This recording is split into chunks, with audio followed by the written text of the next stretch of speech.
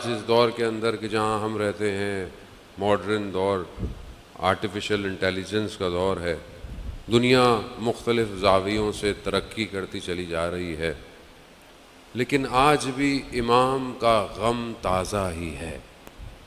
انسانیت جتنی بھی ترقی کر لے مگر اسے اپنی باطنی اور حقیقی کامیابی کے لیے امام حسین کے کاروان میں شامل ہونا پڑے گا۔ کوئی اور مکتب یا آئیڈیالوجی یا اسکول آف تھاٹ ایسا نہیں ہے کہ جو انسان کو راہ نجات دے سکے۔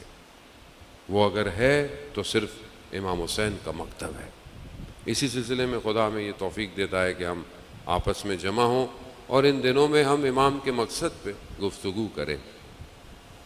دنیا میں جیسے میں نے آپ کو کل بھی عرض کیا کہ امام کی معرفت نہیں ہوگی، امام تک نہیں پہنچ پائیں گے۔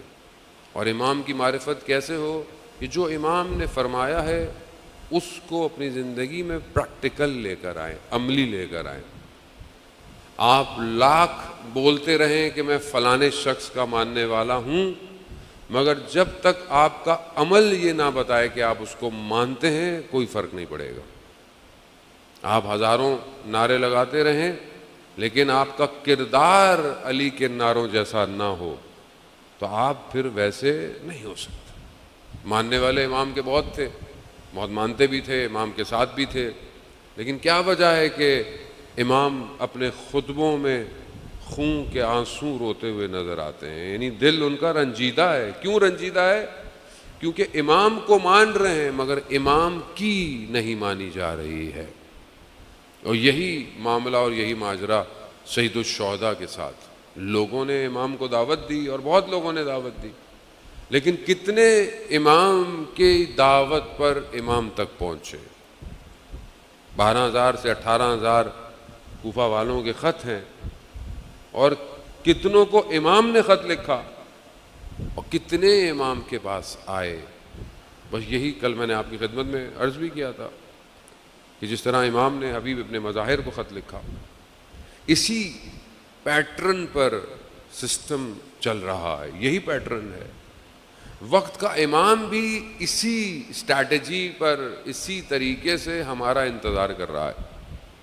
ہم خط لکھ رہے ہیں امام کو۔ ہمارا خط کیا ہے؟ عریضے لکھتے ہیں، دعا کرتے ہیں، اللہ جل عزت کرتے ہیں کہ مولا آ جائیے۔ بہترین دعا بھی یہی ہونی چاہیے انسان کی کہ امام آپ آئیں۔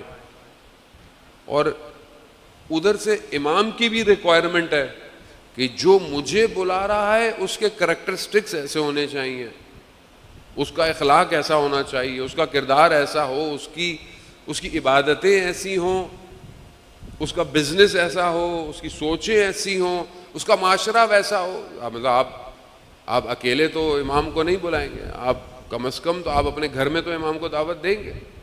جب آپ اپنے گھر میں امام کو دعوت دینا چاہ رہے ہیں تو گھر کیسا ہو؟ گھر ویسا ہو کہ جس میں امام تشریف لائیں۔ ورنہ استاد دانشمند کا جو انہوں نے واقعہ پڑھا، اور بہت ہم بھی کئی دفعہ پڑھ چکے ہیں، کہ ایک جوان اپنے گھر میں بیٹھا ہوتا ہے اور کیمرے میں، جو گھر کا کیمرہ ہوتا ہے دروازے کا، ڈور بیل جسے کہتے ہیں، اس میں اس کو دیکھتا ہے کہ کسی نے بیل بجائی ہے، دیکھتا ہے تو تصویر آ رہی ہے، تو ایک دم اٹھاتا ہے، کہتا ہے کون؟ کہا میں امام ہوں۔ کہا مولا؟ کہا میں تمہارے گھر آنا چاہتا ہوں۔ کہا مولا 1 منٹ مجھے 5 منٹ دیجیے گا تاکہ میں وہ جلدی اپنے گھر کو صحیح کرنے لگا کہ مولا آئے۔ دیر ہو گئی، جب باہر نکلا تو کیا دیکھتا ہے کہ امام گلی کے کونے پہ کھڑے ہوئے ہیں اور امام خدا کی بارگاہ میں شکوہ عرض کر رہے ہیں کہ پروردگار گواہ رہنا، میں نے ان کے دروازے کھٹکھٹائے تھے، کسی نے 5 منٹ کہا، کسی نے 3 منٹ کہا، یہ لوگ میرے لیے تیار نہیں ہے۔ یہی اسٹریٹجی کربلا سے یہاں ریفلیکٹ ہو رہی ہے۔ کربلا 61 ہجری میں ختم نہیں ہو رہی ہے۔ کربلا صرف کوئی تاریخی واقعہ نہیں ہے کہ آپ بولیں کہ ہو گیا، ہم جمع ہوں، گفتگو کریں اور گھر چلے جائیں۔ نہیں، یہ مقصد نہیں تھا امام حسین کا۔ امام حسین کا مقصد تھا بیدار رہو، بیدار، ہر زمانے کے یزید کو پہچانو تو صحیح، کم از کم پہچانو تو صحیح۔ ہر کسی کے بس کا کام نہیں ہے جو امام نے چاہا ہے، وہ ہر کسی کے بس کا کام نہیں ہے، لیکن پہچان تو رکھو۔ آپ مجلس حسین میں آئیں اور وقت یزید کو پہچانے بھی نہیں۔ مثلا ہم ہر روز ہی گفتگو کر رہے ہیں فلسطین پہ، غزہ پہ، سچویشن پہ۔ کم از کم میں نے پہلے بھی کچھ جگہوں پہ عرض کیا کہ مثلا ان ایام میں اگر آپ کچھ کر نہیں سکتے تو آپ ریفلیکٹ تو کر سکتے ہیں نا۔ مطلب آپ مطلب دنیا کیمرے لگائی ہوئی ہے، ٹی وی بھی دیکھ رہے ہیں، ویڈیوز بھی چل رہی ہیں، بچے ٹک ٹاک بھی بنا رہے ہوتے ہیں، تو کچھ ماحول ایسا تو ہو کہ آپ کو لگے کہ آپ آج کے یزید کو پہچان چکے ہیں۔ کوئی فضا تو ایسی کریٹ ہو، کچھ بینر لگے ہوئے ہوں، جو پروڈکٹ استعمال کرنی ہے ان کی تصویریں لگی ہوں، جو پروڈکٹ استعمال نہیں، کم از کم ہر کسی کو تو نہیں پتا۔ آپ کچھ ماحول بنائیں، کچھ تصویریں، کچھ انفارمیشن مسجد امام بارگاہوں میں پتہ چلے کہ ہم جس حسین کی مجلس میں آئے ہیں یہ ہر زمانے کے ظالم کے خلاف جنگ ہے۔ لیکن ہم آئیں اور چلے جائیں تو پھر وقت کا امام ہماری طرف کس نگاہ سے دیکھے گا؟ جو یہ کہے کہ یہ تو ابھی ہل نہیں رہے، ان کے لب کھل نہیں رہے، یہ کچھ کر نہیں رہے، میں خدا نہ خواستہ میرے ساتھ تو وہ نہیں کریں گے کہ جو امام کو کربلا میں بلا کے کیا۔ سوالیہ نشان ہے اذان موت۔ تو ان کوالٹیز کو، ان خصوصیتوں کو کہ جو بہرحال چند دن آپ کی خدمت میں عرض کی ہے، اس کو اپنے اندر ایجاد کرے۔ عقل کی گفتگو کی، آزادی کی گفتگو کی، مدارہ کی گفتگو کی، بہرحال یہ ضروری ہے۔ کل میں نے بہرحال بیان کیا کہ انسان کا اخلاق اور کردار، حسن خلق، جو حدیث میں نے آپ کی خدمت میں پیش کی تھی، اس میں 5 چیزیں، اس میں حیا بھی ہے، اس میں حسن خلق بھی ہے۔ تو کل جب میں نے بیان کیا کہ بھائی مطلب گھر میں ہمیں اچھا ہونا چاہیے، تو بہت سارے ہمارے دوستوں کی فون آ گئے کہ مولانا صاحب آپ نے ہمارے لیے تو بات کر لی، خواتین کے بارے میں بھی تو بات کریں، خواتین کو بھی تو اچھا ہونا چاہیے۔ ہمیں ہر کوئی سنا رہا ہے کہ دیکھیں مولانا صاحب نے کہا مرد کو گھر میں اچھا ہونا چاہیے۔ تو یہ سب کے لیے، یہ ایک کے لیے نہیں ہے، مطلب سب ایک ایسا گھرانہ بنائیں گے جس میں امام آئیں گے، سب کو کردار ادا کرنا ہے۔ کربلا کا جو کاروان ہے اس میں کوئی ایک شخص نہیں ہے۔ امام جب کاروان تیار کر رہے ہیں تو ماں بھی ہے، بہن بھی ہے، بیٹی بھی ہے، بچہ بھی ہے، بوڑھا بھی ہے، بزرگ بھی ہے، جوان بھی ہے۔ اس کا مطلب کہ کہ امام کو پورے گھر کی ضرورت ہے۔ آپ اکیلے امام تک نہیں پہنچ سکتے، اور وہ ساری شرائط کہ انسان کے اندر وجود رکھتی ہوں۔ عقل بہت امپورٹنٹ ہے، اور اسی پہ ہماری گفتگو جو ہے وہ آگے پیچھے لائن سے کنیکٹڈ ہوگی۔ عاقل ہونا یعنی انٹلیکچوئل ہونا، یہ بہت امپورٹنٹ۔ عقل درک کرتی ہے، میں نے آپ کو پہلے بھی عرض کیا، عقل ہے جو چیزوں کو اینالائز کرتی ہے، عقل ہے جو چیزوں کو دیکھتی ہے۔ عقل جو ہے وہ ایک فارم ہے انسان کی۔ گفتگو میری بہت زیادہ اس پہ نہیں ہے کیونکہ میں کہیں اور ڈفرینٹ انداز سے اسی پہ ایک موضوع پہ پوری گفتگو کر رہا ہوں، لیکن عبادت جو میں نے آپ کی خدمت کیا کہ صرف جذبات سے عبادت نہیں کی جا سکتی، صرف جذبات سے نہیں کی جا سکتی۔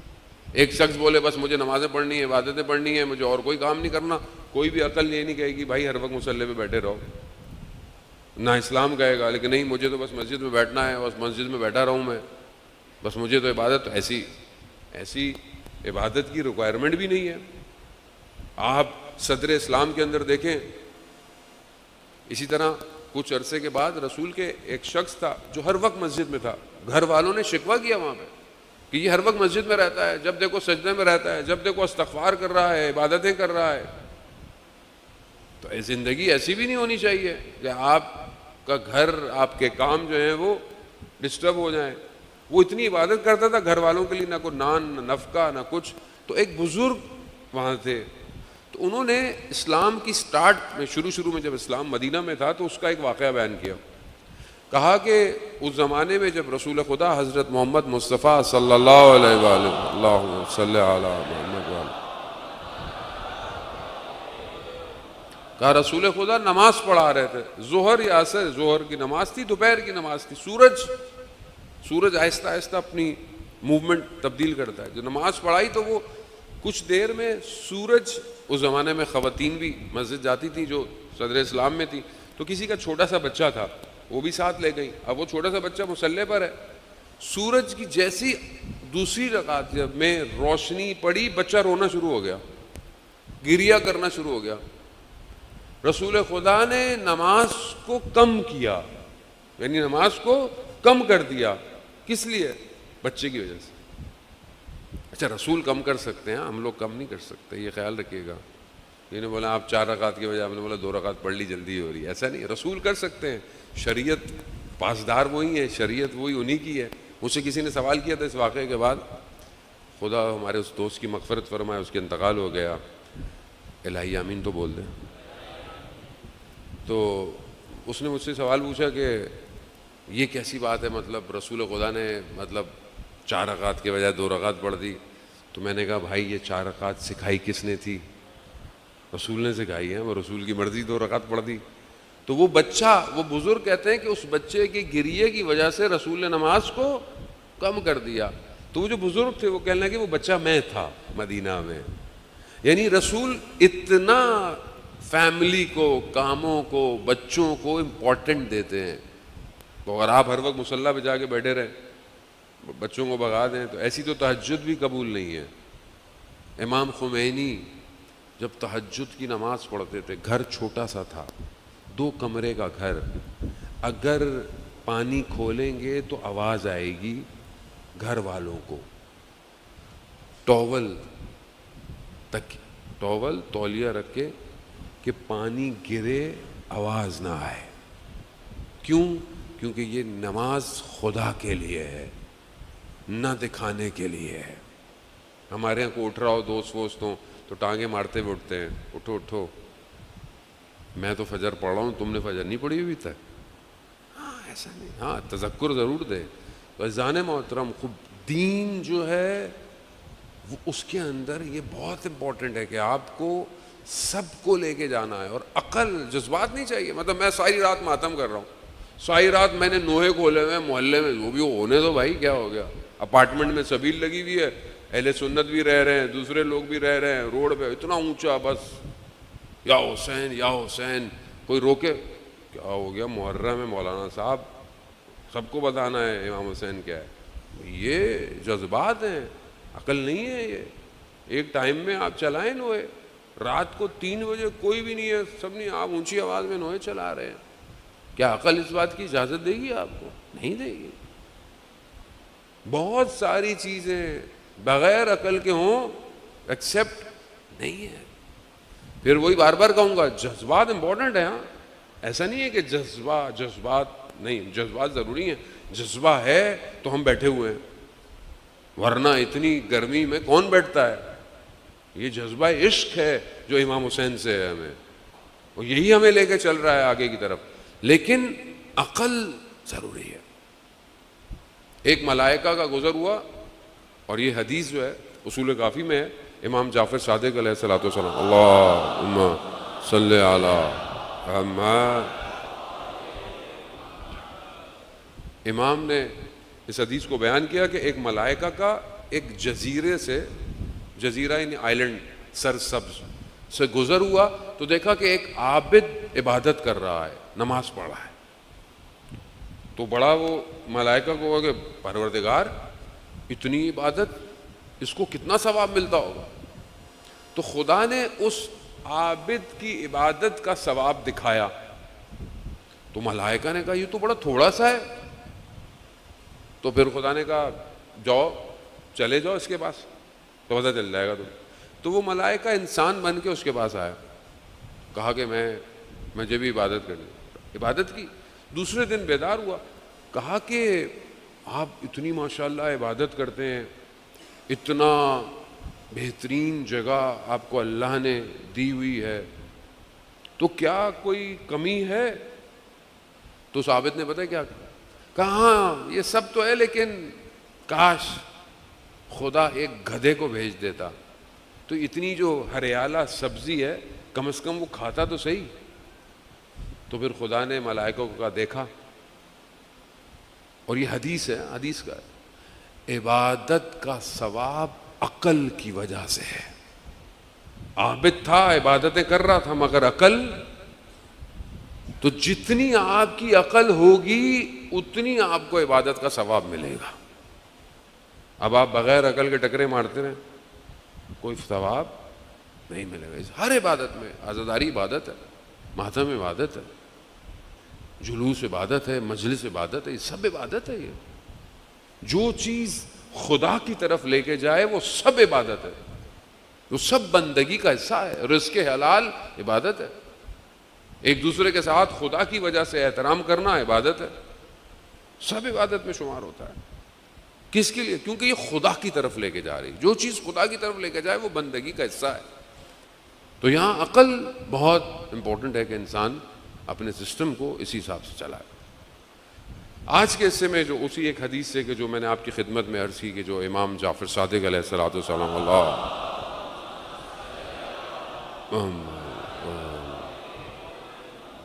امام نے جو کوالٹیز بیان کی ہیں اس میں سے ایک کوالٹی ہے کہ جو امام اپنے چاہنے والوں کے لیے کہ اسے صبوراً, یعنی اسے صابر ہونا چاہیے, صبر اس کے اندر ہونا چاہیے. اب یہ صبر جو ہے وہ اس کی بھی کئی ٹائپس ہیں جو آپ ماشاءاللہ مجلس سے سننے والے ہیں, آپ سنتے رہتے ہیں, لیکن بہرحال تکرار ریپیٹ کے لیے. اور میں بہرحال تشکر کروں گا مولانا اطہر رضوی صاحب جو رضویہ یعنی اصل رضویہ جو ہے ایکچوئل وہاں پر مجلس سے خطاب کر رہے ہیں. تو بہرحال آج ہماری گزارش پہ یہاں تشریف لائے. میں نے کہا یہ نیو رضویہ ہے, وہ اولڈ رضویہ ہے تو رضویہ بہرحال, اور آپ بھی رضوی ہیں. بہرحال آپ تشریف لائیں, انشاءاللہ مولا ان کی توفیقات میں اضافہ فرمائے. عزیزان محترم, صبر جو ہے وہ اس کی 3 ٹائپس. ایک صبر اسے کہتے ہیں کہ جو انسان مشکل پہ صبر کرتا ہے, مصیبت پہ صبر کرتا ہے. پریشانی آ گئی, مشکل آ گئی, آپ نے صبر کیا. دوسری ٹائپ, انسان جو ہے وہ عبادت پہ صبر کرتا ہے. یعنی عبادت پہ کیسا صبر؟ رات کو نیند آ رہی, شدید تھکے ہوئے ہیں, سردیوں کا موسم ہے, صبح فجر میں اٹھ کے 2 رکعت نماز پڑھنی ہے. یعنی صبر چاہیے نا, ٹھنڈے پانی سے وضو کرنا, صبر. تیسرا صبر گناہوں سے صبر ہے. گناہ آپ کے سامنے آمادہ ہے, گناہ آپ کے سامنے ریڈی ہے, اب آپ کو صبر کرنا ہے. اب یہ کوالٹی جو کہ امام فرماتے ہیں یہ بہت امپورٹنٹ ہے. آج ہم جس دور کے اندر ہیں اور ہماری زندگی کے ہر حصے میں یہ صبر کی ریکوائرمنٹ ہے. بے صبرہ آدمی خدا بھی اس کے ساتھ نہیں ہے. خدا قرآن میں کیا کہتا ہے؟ ان اللہ مع الصابرین, اللہ صبر کرنے والے کے ساتھ. یہ سب ہم جانتے ہیں, لیکن جیسے کوئی پریشانی آتی ہے بے صبرے ہم ہی ہوتے ہیں. جیسی کوئی مشکل ہوتی ہے زندگی میں, پریشانی آ گئی, بیماری آ گئی, پریشانی شروع ہو گئی. ذرا سا کوئی واقعہ ہو گیا, حادثہ ہو گیا, پریشانی شروع ہو گئی. گناہ, آج کل کے ماشاءاللہ سب جوان ہیں یہاں پر انشاءاللہ کہ یہ سب گناہوں سے دور ہیں. میں بہرحال دنیا آن لائن بھی دیکھ رہی ہے, ان کے لیے بھی پیغام کہ گناہ آج بہت آمادہ ہے, بہت ریڈی ہے. آپ کو محنت نہیں کرنی گناہ کے لیے, جستجو نہیں کرنی, گناہ خود آپ تک پہنچا ہوا ہے. آج آپ کے موبائل میں, آپ کے ٹیبلٹ میں, آپ کے لیے ہر چیز خود پہنچی. اصل آپ کو جستجو کرنی نہیں ہے, آپ کو گوگل کرنا ہی نہیں ہے, کچھ بھی نہیں کرنا, ویسے ہی سب کچھ ریڈی ہے. صبر کرنا, پروردگار تیری خاطر چھوڑا. رجب علی خیاط کا واقعہ شب جمعہ بھی ہے, خدا ان کے درجات بلند فرمائے. رجب علی خیاط کا واقعہ بہرحال وہ جمعرات بھی ہے, اس وجہ سے بھی اس موضوع کو بھی آج شامل کرنا ہے کہ رجب علی خیاط ٹیلر تھے. ٹیلر کس مقام پہ پہنچ گئے کہ شب جمعہ ہے, ارواحوں کا ذکر ضروری ہے, کہ ایک قبرستان میں کسی کے دفنانے کے لیے گئے تو کچھ لوگ ان کے ساتھ تھے. تو ایک شخص ان کے ساتھ تھا, اس کی والدہ کی قبر اس قبرستان میں تھی, اور اس نے سوچا کہ میں اب اکیلا جاؤں گا تو بہت عجیب سا لگے گا, تو اس نے بغیر اپنی والدہ کی قبر کے باہر آ گیا. جیسے ہی قبرستان کے دروازے پر پہنچے تو رجب علی خیاط نے اسے کہا, تمہاری ماں عالم برزخ میں خدا سے شکوہ کر رہی ہے. کہ میرا بیٹا بغیر میری قبر کے واپس چلا گیا. شب جمعہ ہے بریکٹ میں. ارواحیں ہمارے مرومین کی، ان کی نگاہیں ہماری طرف ہیں. آج میرے بیٹے نے، آج میری بیٹی نے، آج میرے بھائی نے، آج میرے ہمسائے نے، میرے دوست نے میرے لیے کیا بھیجا. آج شب جمعہ سے لے کر عصر جمعہ تک وہ اپنے چاہنے والوں کے گھروں کی طرف انتظار کرتی ہیں، اور جب واپس جاتی ہیں اور دیکھتی ہوں کہ ان کی اولاد نے کچھ نہیں بھیجا تو ان کا اس عالم میں ان کی روح بہت شرمندہ ہوتی ہے. تو اگر ہم کچھ نہیں کر سکتے تو ابھی جہاں بیٹھے ہوئے ہیں یہاں بیٹھ کر ایک درود اپنے تمام مرومین، میرے مرومین کی سلامتی کے لیے، روح کی سلامتی. اللہم صلی علی محمد وعجل فرج. یہ درود ایک نور کی صورت میں ان کی قبر میں چلا گیا ہوگا، اور سب اتنے خوش ہوئے ہوں گے کہ ہمارے اولاد نے، ہمارے رشتہ داروں نے ہمیں فرش عزا سے کچھ بھیجا ہے. یہ بہت ضروری ہے. اب رجب علی خیاط اس مقام پر، اس لیول پہ پہنچے ہوئے ہیں. کیسے پہنچ گئے؟ ٹیلر تھے گھر میں، کوئی گھر میں تھا نہیں، کوئی خاتون. انہوں نے کہا کہ کوئی بھی نہیں ہے، گناہ ہے. انہوں نے کہا اچھا میں دروازہ بند کر کے آتا ہوں. دروازہ بند کرنے کے بجائے انہوں نے خدا سے سودا کیا، پروردگار کوئی نہیں دیکھ رہا مگر تو دیکھ رہا ہے، میں دروازہ بند کرنے کے بجائے کھول کے باہر جا رہا ہوں، تو میرے لیے کیا کرے گا.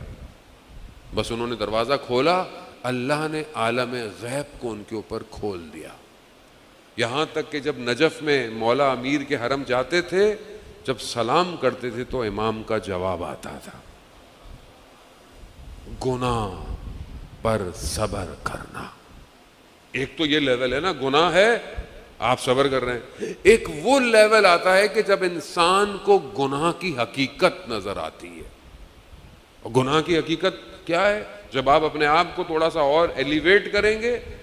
پہلی سٹیج تو یہی ہے کہ آپ کو صبر کرنا ہے، عبادت بھی کرنی ہے، گناہ سے بھی روکنا ہے، مشکل پہ. جتنا آپ صبر کرتے جائیں گے لیول بڑھتا چلا جائے گا، لیول بڑھتا. خدا حدیث ہے امام جعفر صادق علیہ الصلوۃ والسلام، اللہم صلی علی محمد. امام ارشاد فرماتے ہیں کہ یہ جو مصیبتیں ہیں، امتحان ہیں، یہ ہمارے اور ہمارے چاہنے والوں کے لیے. اب کوئی مومن یہ کہے کہ میری زندگی میں مشکل نہ آئے، کوئی مومن یہ کہے کہ میری زندگی میں پریشانی نہ آئے، ایسے مومن نہیں ہے. روایت ہے 40 دن تک اگر آپ کی زندگی میں کوئی مشکل نہ آئے تو آپ کو پریشان ہونا چاہیے. کیوں؟ کہیں خدا نے مجھے میرے حال پہ چھوڑ تو نہیں دیا. مومن مشکلات سے بالکل نہیں گھبراتا. اصل گھبرانا نہیں ہے، مومن کا کام مشکلات کو چیرتے ہوئے نکل کے جانا ہے. مومن ہوتا ہی ایسے ہی ہے. مومن اصل مومن کے لیے اصل دنیا مانے نہیں رکھتی. دنیا کی چیزیں اس کے لیے پریشانی ہے، امتحان ہے. ایکسیڈنٹ ہو گیا، حادثہ ہو گیا، نقصان ہو گیا، وہ دنیا ہے. ہوگا کہاں ہوگا آپ کا حادثہ؟ کہاں ہوگا؟ قبر میں ہوگا. قبر میں تو کوئی حادثہ نہیں ہے. عالم حشر میں ہوگا، کوئی حادثہ نہیں ہے، یہیں ہوگا. چیک کہاں کیے جائیں گے؟ الذی خلق الموت والحیات لیبلوکم، میں نے موت اور حیات کو خلق اس لیے کیا تاکہ دیکھوں کہ تم میں اچھا عمل کس کا ہے. یہی ہوگا. تو مومن کو پریشان نہیں ہونا چاہیے کہ اس کے اوپر امتحان ہے یا اس کے اوپر مصیبت ہے. امتحان ہوگا، مشکلات بھی آئیں گی، ان امتحان سے گزرنا ہے. جتنے اولیاء خدا ہیں وہ مشکلات کے اوپر قدم رکھ کر اگلے لیول پہ جاتے ہیں. ایک چیز چھینی، اس کو دیکھو اس کی اندر اس کی کیفیت کیا ہے. وہ ایک سجدہ جسے تو گراں سمجھتا ہے، اقبال کا شعر ہے نا، وہ ایک سجدہ جو تمہارے لیے مشکل ہے 1000 سجدوں سے دیتا ہے، نجات دے دیتا ہے. اگر مشکل آئے شکر کا سجدہ کرے، پروردگار تیرا شکر، تو نے مجھے اس قابل سمجھا. اگر مشکل نہ ہو میرے اور آپ کے اوپر مطلب میں اپنی بات کروں گا، میں کمزور آدمی ہوں، اگر میں مصیبت میں مشکل میں نہیں پھنسوں تو میں تو گڑ گڑاؤں گا ہی نہیں اپنی زندگی میں تو اس کی بارگاہ میں جا کے روؤں گا ہی نہیں، میرے اندر یہ کیفیت ہی پیدا نہیں، پروردگار مشکل ہے، پریشانی ہے، یہ نعمت ہے۔ امام فرماتے ہیں کہ یہ جو فقر ہے، یہ جو محتاجی ہے، یہ خدا کی طرف سے نعمت ہے انسان کے لیے۔ اگر اسے یہ احساس نہ ہو کہ وہ فقیر ہے، محتاج ہے، تو یہ تو غرور و تکبر کرے گا۔ تو شکر کریں کہ انسان اس مشکل کے اندر، اس لیے تو امام نے فرمایا کہ صابر ہونا ہمارے چاہنے والوں کی خاص خصوصیت ہے۔ مشکل آئے گی، پریشانی آئے گی، اب آپ نکلے، اب آپ کو اس سے باہر آنا ہے، مشکل آئے گی۔ علی کے ماننے والے ہیں، مشکل آئے گی، پریشانی، مارے جائیں گے، مارے جائیں، کاٹے جاؤ گے، کاٹے جاؤ، دھمکی دیتے رہو، راستہ روکو گے، روکتے رہو۔ ہم تو پانی کی طرح ہیں، ادھر سے روکو گے کہیں اور سے نکل جائیں گے۔ خوب مشکل سے مت گھبرائیں، پریشانی سے مت گھبرائیں۔ کربلا میں تھوڑے سے لوگ تھے، تھوڑے سے، ظاہری طور پر دیکھیں، اگر اس زمانے کے مسلمانوں کے اعتبار سے دیکھیں، دشمن کے لشکر کے اعتبار سے دیکھیں تو کتنے لوگ تھے؟ تھوڑے سے لوگ تھے۔ کوئی پریشان ہوا؟ یا علی، کوئی پریشان ہوا؟ کسی نے، کسی مقتل نے، کسی تاریخ دان نے، ہسٹورین نے نہیں لکھا کہ کسی نے یہ بات کہی ہو کہ بڑی مشکل آ گئی ہے، کسی نے نہیں کہا۔ پورا گھر لٹ گیا، کہیں پر بھی علی کی بیٹی نے یہی نہیں کہا کہ پروردگار یہ ہم پر کیسی مصیبت آئی، کہے گا، بلکہ کہا تقبل منا، خدا ہماری قربانی کو قبول کر لے۔ کربلا یہ ہے، کربلا پریشانی مشکل نہیں ہے، کربلا تو تیاری کا نام ہے، تیار ہو۔ ساری زندگی مجلس سنی، بچوں نے مجلس سنی، ہم نے کیوں سنی؟ تاکہ ان بچوں کو پتہ چلے کہ 6 مہینے کے بچے نے بھی قربانی دی ہے، تاکہ یہ بچے کو پتا ہو کہ 13 سال کا بچہ بھی قربانی دینے کے لیے ہے۔ یہ تیاری ہے۔ اگر اس تیاری سے بھاگ رہے ہیں تو پھر آپ الجل مت کہیں، کیونکہ جب وہ امام آئیں گے تو یہ تھوڑی ہے کہ ہر کوئی جوان ہوگا، ہو سکتا ہے کوئی 13 سال کا بچہ ہو، کوئی بوڑھا ہو۔ امام، اللہ کرے کہ امام جلد سے جلد آئیں۔ کل جمعے کا دن ہے، ظہور کا متوقع دن ہے۔ آپ آج رات دعا مانگے کہ کل امام کا ظہور ہو جائے۔ جانے محترم، یہ سارے عالم، یار اس پورے عالم کی مشکلات کا حل ظہور امام میں ہے۔ کوئی سسٹم دنیا کا، کل توفیق ملے گی تو امام پر اور گفتگو کریں گے، کوئی سسٹم دنیا کا انسانیت کو نجات نہیں دے سکتا سوائے نظام الہی کے۔ اللہم صلی علی محمد خوب مشکل۔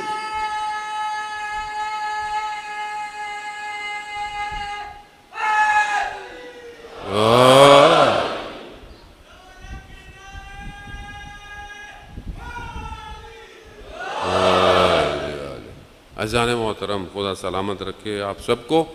اب یہ مشکلات سے گزر کر آج قوم یہاں پہنچی ہے، پوری دنیا میں یہی نجات دے سکتی۔ فلسطین، غزہ کے لوگ جس مشکلات سے گزر رہے ہیں، میں نے نہیں دیکھی، اگر آپ نے دیکھی ہو تو بتائیے گا، کسی نے شکوہ کیا ہو خدا کی بارگاہ میں؟ ہزاروں کی تعداد میں بچے مارے گئے، شہید ہو گئے، بے گھر ہو گئے، تباہ ہو گیا سب۔ کسی نے نہیں کہا کہ یہ کیا ہو رہا ہے، نہیں کہا۔ ان اللہ مع الصابرین، اللہ صبر کرنے والوں کے ساتھ ہے۔ صبر کریں، لیکن صبر کے ساتھ ساتھ اقدام بھی کریں، کام بھی کریں کہ ہم اپنے امام تک پہنچ سکیں۔ عبادت میں صبر انسان کو کمال پہ لے کے جاتا ہے۔ جوان ہے نا، جوانی میں نیند بڑی امپورٹنٹ ہوتی ہے، جوانی میں نیند بہت آتی ہے، لیکن اگر یہی جوان اپنی نیند کو چھوڑ کر رات کو سحر میں کھڑا ہو فجر سے پہلے، حدیث قدسی ہے، پروردگار ملائکہ سے فرماتا ہے کہ جب یہ نیند میں کھڑا ہے اور نیند میں اس کی تھوڑی اس کے سینے میں ٹکرا رہی ہے تو خدا کہتا ہے ملائکہ سے کہ گواہ رہنا، میں نے اس کے سارے گناہوں کو معاف کیا اور جو یہ چاہتا ہے میں نے اسے عطا کر دیا۔ سوال کتنی دیر لگتی ہے تہجد کی نماز میں، کتنی دیر لگتی ہے؟ فجر تو ماشاءاللہ آپ سب پڑھتے ہی ہیں، تو فجر سے تھوڑی دیر پہلے اگر انسان اپنی باطن کی پرواز کے لیے عبادت کر لے، 2 رکعت پڑھ لیں، زیادہ نہیں پڑھ، صبر، اور یہ صبر آپ کی زندگی کو کامیابی دے گا۔ اذان موت وہ یہی صبر ہے۔ ایک جوان کا واقعہ کہ وہ بچپن میں اچھا تھا، مرثی نوحے پڑھنا وغیرہ، آہستہ آہستہ ماحول خراب کر دیتا ہے، انسان اٹھتا بیٹھتا ہے، آہستہ آہستہ ایسی جگہوں میں اٹھنے بیٹھنے لگ گیا جو خراب کمپنی تھی، نشے کرنے لگ گیا، نشے کرتے کرتے ایسے مقام پہ چلا گیا کہ گھر والوں نے اسے دھتکار دیا۔ ماں باپ مذہبی تھے، ماں اسے گھر میں نہیں آنے دیتی تھی، چیزوں کو ہاتھ نہیں، کہ نجس ہو تم شراب پیتے ہو، نجس ہو، معاشرے میں بدنامی، ہر جگہ بدنامی۔ ایک دن اس نے کیا دیکھا کہ رات کو گھر دیر سے آیا، ماں سجدے میں رو رہی ہے، رو رہی ہے۔ ماں باپ ہے نا، جو جوان ہے نا انہیں یہ اندازہ نہیں ہوتا ان کے ماں باپ ان سے کتنی محبت کرتے ہیں، یہ اندازہ نہیں ہے۔ ماں باپ کہتے ہیں بیٹا جلدی گھر آؤ، کیوں پریشانی ہے؟ جب آپ باپ بنیں گے نا تب آپ کو پتہ چلے گا جوان بیٹے کی پریشانی کیا ہوتی۔ ہم بھی جب جوان تھے ہم بھی کیئرلیس تھے، لیکن جب بھائی جوان ہوا تو ہمیں اندازہ ہوا کہ ماں کو کتنی پریشانی تھی کہ جتنی آج مجھے بھائی کی پریشانی۔ پھر جب اور اللہ نے بیٹا دیا، اب بیٹا جوان ہو گیا، اب اندازہ ہوتا ہے کہ کتنی ماں باپ کو فکر رہتی ہے اپنے جوان بیٹے کی۔ تو اس نے دیکھا کہ ماں سجدے میں رو رہی ہے، تو اس کو یہ بیٹھ گیا دیوار سے لگ کے، اس نے اپنے آپ سے بات کی کہ یار کیا میں کیوں ایسا ہو گیا ہوں، کیوں میری ماں جو ہے وہ اتنا رو رہی ہے، میری وجہ سے رو رہی ہے۔ تو اٹھا اور ماں کے پاس کہ ماں کو میں کہوں، تو ماں ایک دم اٹھی تو ہاتھ اس کا سجدے گاہ پہ لگنے لگا۔ ماں نے ایک دم اس کے ہاتھ کو اٹھا کے پھینک دیا، کہا دفع ہو جاؤ، کہا تم نجس ہو، یہ کربلا کی مٹی ہے۔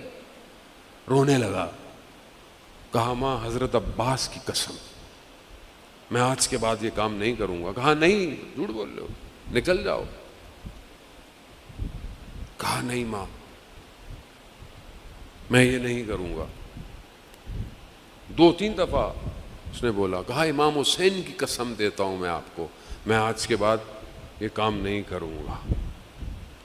ماں نے کہا کہ وعدہ کرتے ہو؟ کہا وعدہ۔ کہتا ہے 15 دن میں اپنے گھر سے باہر نہیں نکلا۔ کہا پہلے جب میں نشہ نہیں کرتا تھا، مجھے نہیں ملتا تھا تو میرے ہاتھ کانپنا شروع ہو جاتے تھے، لیکن مجھے کچھ نہیں ہوا کیونکہ میں نے حضرت عباس کی قسم کھائی تھی۔ میں بیٹھا رہا۔ کہا اس کے بعد میں نے آہستہ آہستہ مسجد جانا شروع کیا، آنا جانا مسجد شروع کیا، اور بیٹھا رہتا تھا، سنتا رہتا تھا۔ پھر وہیں کوئی دوست تھا، کیا تھا، اس نے مجھے بولا کہ تم دوبارہ سے یہ پڑھنا شروع کرو، مداحی اور یہ۔ تو انہی حالات میں کہتا ہے میں رات سو رہا تھا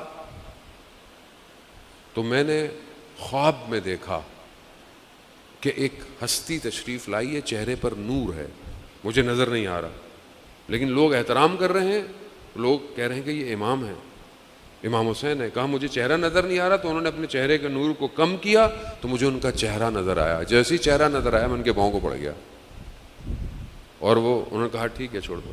وہ جانے لگے. کہا مولا جائیے مت, مجھے اپنے قدموں میں رہنے دیں. وہ ایک دو دفعہ گئے, پھر انہوں نے مجھے, میں اور آگے جاتے تھے, میں کہتا تھا مجھے مولا میں آپ کو چھوڑ کے نہیں جا سکتا, مجھے اپنے قدموں میں رہنے دیں. کہا پھر انہوں نے میرے سر پہ ہاتھ رکھا تو میں آرام کیا, اور کہا میری ایک دم آنکھ کھلی تو میں نے چیخ ماری. میں نے کہا امام کہاں ہے امام؟ کہا میں گلی میں جا کے یا حسین کرنے لگا تو میرے گھر والے سمجھے کہ شاید اس نے اب نشہ چھوڑا ہے تو بیچارہ ایسا ہے. سب لوگ جمع ہو گئے, ماں باپ رونے لگ گئے. میں نے کہا نہیں, میں نے امام کو دیکھا ہے, میں نے امام کو دیکھا ہے. ایک جوان توبہ کر لے امام. کہا پھر مجھے کربلا کا موقع ملا اور کربلا جانے لگا. ابھی وہ ماں جو کربلا کی مٹی کو, تسبیح کو ہاتھ لگانے نہیں دے رہی تھی, آج وہی جوان امام حسین کے حرم میں سب سے بہتر پتھر کا کام کر رہا ہے. آج وہ حرم میں مشہور ہے امام حسین کے, اسے کوئی بھی کام ہو حرم کا, ہر طرح کا کام وہ کرتا ہے. اور اس کی ماں نے کہا کہ بیٹا تم تو حرم کے اتنے کام کر رہے ہو, جو اصل خاک ہے جب مروں تو میری قبر میں ڈال دینا. توبہ, گناہ پر صبر کر لینا, یہ بارگاہ ایسی اذان موت, اسے کم نہ سمجھے. امام حسین ہدایت کا چراغ ہے, وہ قیامت تک ہے. آج ان دو شہزادوں کی شہادت کی مناسبت ہے جن کی ماں نے ان پر گریہ نہیں کیا. بی بی زینب سلام اللہ علیہا جب مدینہ سے دیکھا کہ بھائی جا رہے ہیں تو کہا بھائی کہاں؟ کہا مدینہ, چھوڑ رہا ہوں. کہا بھائی آپ کے ساتھ جانا ہے؟ کہا ہاں, لیکن اپنے شوہر سے اجازت لے. عبداللہ جعفر بیمار ہیں, مریض ہیں. بیٹھ گئیں, آنکھوں میں آنسو آئے, چہرے پر آنسو گرا, آنکھ کھلی. کہا کیا ہوا شہزادی؟ کہا بھائی مدینہ چھوڑ رہے ہیں. کہا پھر آپ کو تو پتہ ہے میں بھائی کے بغیر رہ نہیں سکتی.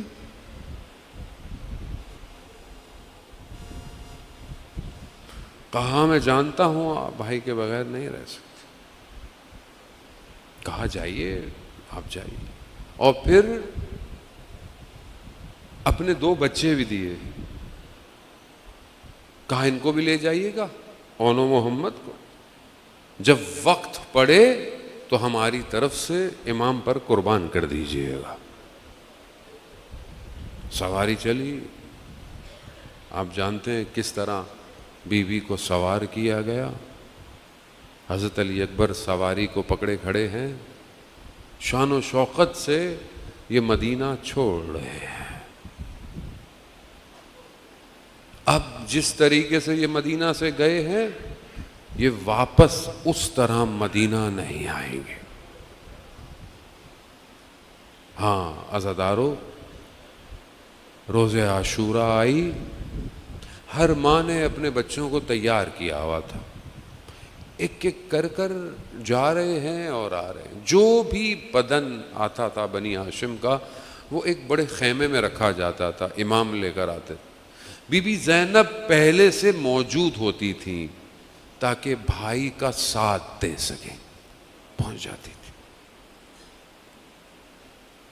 جب اون و محمد گئے بی بی خیمے میں چلی گئی, سجدے میں کہا پروردگار دو نشانیاں بھیجی ہیں, قبول کر لیجئے گا. دونوں بھائی گئے, وقت نہیں ہے کہ ان کی جنگ بڑھی جائے. دونوں بھائی گئے اور بنی ہاشم کے چراغ تھے, جنگ لڑی انہوں نے. ایک ایک کر کے دونوں بھائی شہید ہو گئے. امام حسین دونوں کے بدن کو لے کر خیمے آئے. اب کیا دیکھا؟ دیکھا کہ بی بی زینب موجود نہیں ہے. اہل حرم سمجھے کہ کہیں خیموں میں بے ہوش نہ پڑی ہوں. بچے ہیں نا جوان. اب جب خیموں میں گئے تو دیکھا کہ بی بی سجدے میں ہے. پروردگار 2 نشانیاں بھیجی ہیں. کہا کہ بی بی سے کہ اون و محمد آ گئے ہیں. کہا اون و محمد آ گئے ہیں؟ ہم نے تو انہیں بھیجا تھا. اب آتی ہیں تو کیا دیکھتی ہیں کہ ایک طرف اون ایک طرف محمد. امام حسین سر جھکائے کھڑے ہیں. بی بی نے دونوں کے درمیان میں خدا کی بارگاہ میں سجدہ کیا. کہا پروردگار تیری شکر گزار ہوں، تو نے ہماری قربانی کو قبول کر لیا. ہاں عزاداران محترم، وقت گزر گیا اور یہ وقت بس چند مراحل ہیں. آپ سے التماس دعا. وقت گزر گیا. جناب علی اکبر کے لیے یہ بیان کرتے ہیں بعض مقتل کہ جب وہ زمین پر اترے ہیں امام حسین سے پہلے بی بی زینب پہنچی ہیں.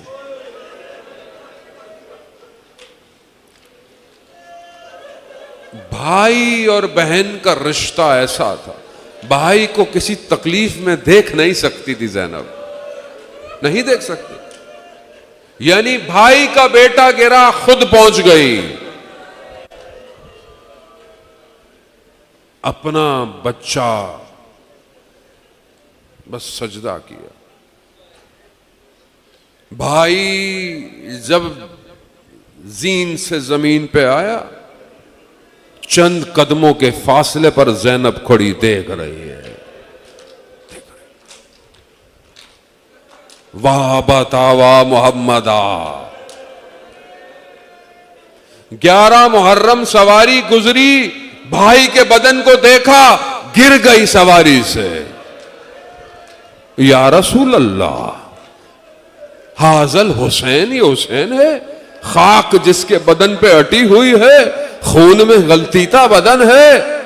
سفر جاری ہے. بس چند لمحے. بی بی کو پرسا دینا ہے. آپ بی بی اپنے بچوں کو روئی نہیں ہے، دل کھول کے روئیے گا ان کے بیٹوں کو. پھر رستے میں سواری جا رہی ہے، امام حسین کا سر نیزے پر ہے. اپنے بھائی سے مخاطب ہوں، بھیا ہم سے بات نہیں کرتے مگر اپنی چھوٹی بیٹی سے تو بات کر لو.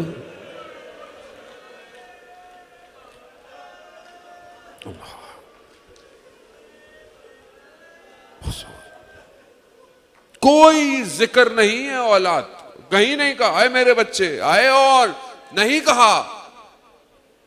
چاہے وہ کوفہ کا دربار ہو، چاہے وہ شام کا بازار ہو.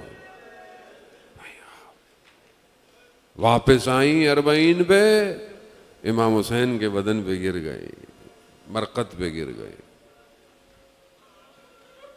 کوئی کچھ نہیں کہا، کہیں مقتل نے نہیں لکھا، یہیں روتی رہی، یہی گریا کرتی رہی. مگر جیسے ہی لٹا ہوا کارواں مدینہ پہنچا، ہائے مدینہ، ام کلثوم بی بی کے جملے، آئے مدینہ ہمارے لیے دروازوں کو مت کھولنا، ہم بھائیوں کے ساتھ گئے تھے، ہم خاکوں کو لیے آ رہے ہیں، ہم سر کے تاجوں کے ساتھ گئے تھے، زخمی کرتے لے کر آئے. بی بی زینب جب اپنے گھر میں گئی نا، بس آخری جملے، بی بی زینب جب اپنے گھر میں گئی نا اور جب اپنے گھر کے حیات کو دیکھا، اپنے گھر کے اون و محمد کے حجرے کو دیکھا، بس وہاں بی بی نے رونا شروع کیا. آئے اول، آئے محمد. ہاں عزاداران محترم، سارے سفر میں خاموش رہی ہے، مدینہ آ کر اپنے بچوں کا ماتم کیا ہے یا حسین۔